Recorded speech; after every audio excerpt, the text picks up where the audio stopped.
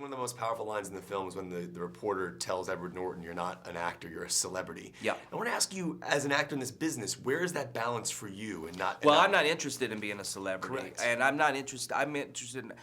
What's interesting is that people, the celebrity part of this business is man-made and manufactured. There's nothing innate.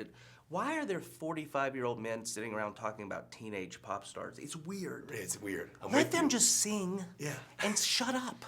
Like, if I had a show where I was talking about teenagers, people would think, that's a creepy motherfucker. But Entertainment Tonight does it, and it's completely fine. Right. That's where I wish the entertainment celebrity aspect would leave. Totally. And let people just be actors. And there's nothing newsworthy about actors. Agreed. They're just actors.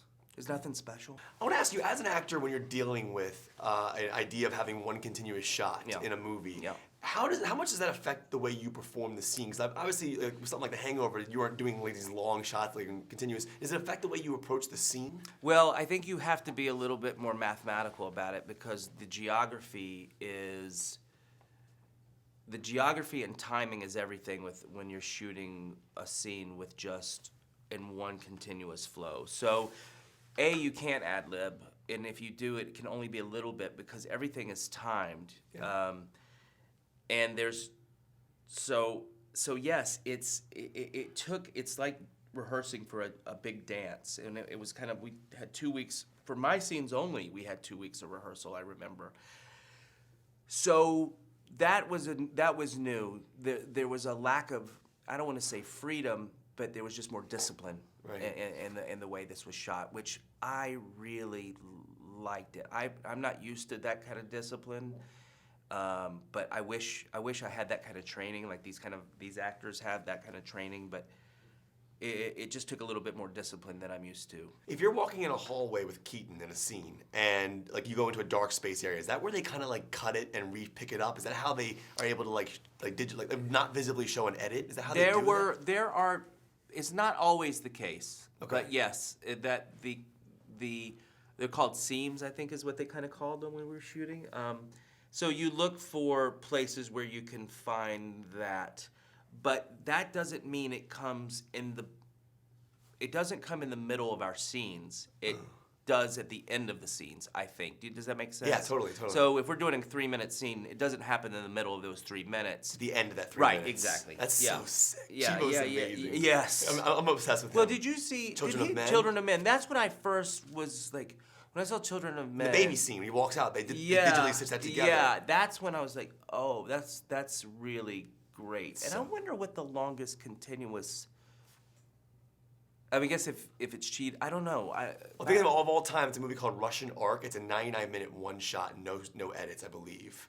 But I could be wrong. But Lubezki, like in Gravity, he stitches them together like he does here. Like, yeah, it's so sick. Right. It's so cool. Yeah, it's really it's art. You know what it is, and that's what's interesting about a movie like this, and what film should be. It's a combination of every art form. It's acting, it's set deck, it's painting, it's sound, it's music.